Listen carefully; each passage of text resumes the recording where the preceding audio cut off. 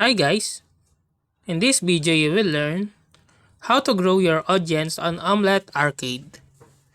The Omlet Arcade server shuts down on June 30, 2023.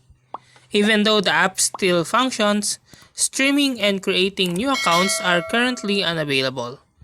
However, in the event that it reopens, here are tips to grow your audience on Omlet Arcade. First, engage with your viewers by responding to comments and creating a welcome environment. Consistency is key, so establish a regular streaming schedule to attract a dedicated audience. Collaborate with other content creators on the platform to broaden your reach and gain exposure.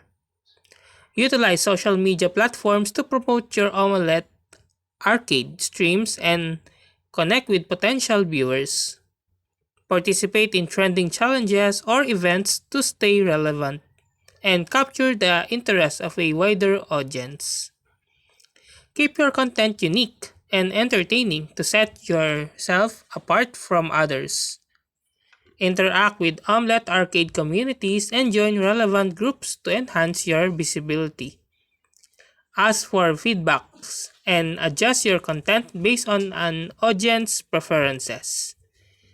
These strategies, if applied, when Omlet Arcade becomes operational again, can help you build and retain a strong audience.